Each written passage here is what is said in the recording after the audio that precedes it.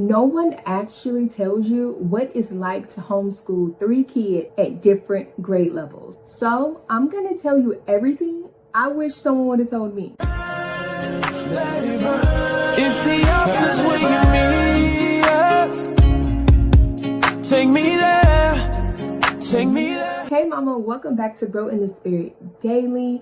If you are homeschooling multiple children or you're about to start homeschooling multiple children, I want to be really honest with you today about what that really looks like, not the polished version. The first thing I learned is you can't give each child equal one-on-one time every single day. I mean, you could if you plan on being in school for 12 hours. But the truth is there's going to be someone that you have to spend more time with. Some stuff is easy for one child or two, and that third one you kind of got to sit with a little longer. And sometimes you'll even have to reconfigure your schedule, right? Because if everyone is doing math at the same time and math is hard for one of them, then you know that either you're going to have to spend more time with them on a specific day or you're going to have to split math up. The second thing is independent work is your best friend. Independent work is your best friend. It is okay to teach your children to work independently without you hovering over them. Because that's life. That's life. They're going to be at work and no one's going to be hovering over them like, hey,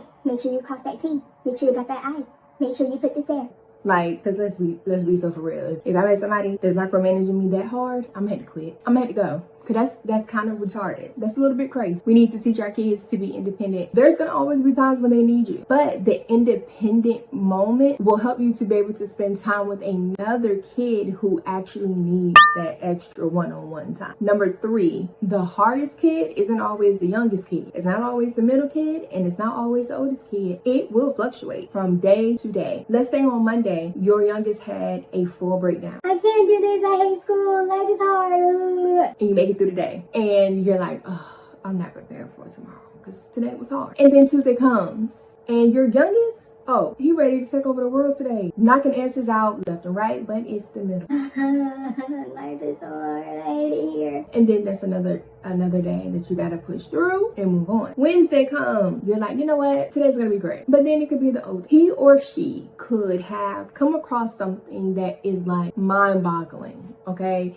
Mind-boggling to them, and it could be a social issue and it's something that they feel like really affects them. So now you're dealing with your oldest child having to regulate their emotions. So just know that every day will look different. It won't always be the youngest and it won't always be the middle. It won't always be the oldest. Number 4, if you have older kids, let them help you. Let them help you. In the beginning, when I first did this, I had 4. I was homeschooling before my oldest son went off to college, right? And I just always had like this, he should focus on, you know, this, so I'm running here, I'm trying to do this, I'm trying to do that. Just help everybody, okay? I'm just helping everybody. My oldest son now will be 15 in October, and he's super helpful. When he sees that, I'm like, okay, I'm gonna take a moment. I'm gonna walk away because I gotta gather my thoughts. I gotta get myself together. He steps in and he kind of helped his little brother, where I'm looking like,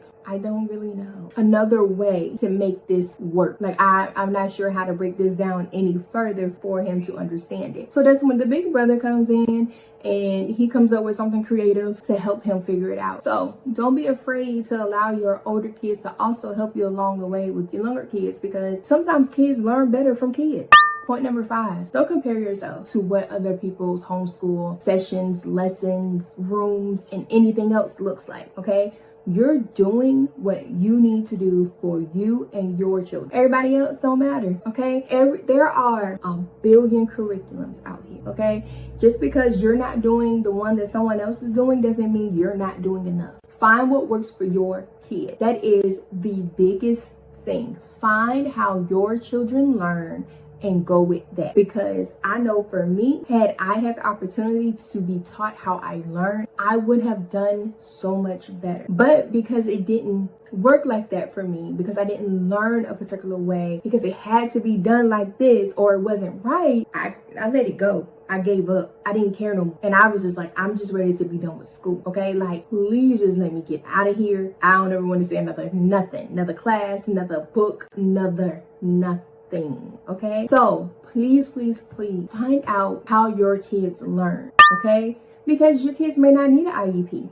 Your kids may not have a learning issue. It's just a matter of teaching them how they learn. I'm very musical. Sing something to me. I'm gonna remember how to do it. You know, like, so sitting in lectures is not for me. I'm not gonna learn because you wrote it like this. Because I see you do one problem and then you tell me to do it and it don't look nothing like the one that you did, and now I'm confused and lost all over again. There's just certain ways that I'm just not gonna pick it up. But I had to learn that as I was growing up. And now that I know that, I use that with my own children. Some of my kids are super musical, so I'll make beats to help them remember and get into something. Some of my kids, they just need to see it done, and that's okay too. Once you see it done that one time, they got it and they gone about their business. Hey, every kid is different, so that's a really big one. Make sure you learn your kids' learning style. If you're in the thick of it right now with multiple children, I want you to hear me. It gets more natural. Not necessarily easier, but more natural. And then you find your rhythm. God isn't asking you to homeschool perfectly. He's just asking you to show up faithfully and do what you can. If this encouraged you, the Biblical Homeschool Planner has helped me hold all of this without losing my mind. I'll link it in the description below. Drop a comment below. What's one thing you wish you knew before you started homeschooling multiple kids? Let's help each other out. I'll see you in the next one. Bye. Before you go, I'd love for you to keep growing with me. Click the video on your screen for more encouragement. And if you're new here, I'd love to have you subscribe. Thanks for spending a little time with me today. I'll see you in the next one.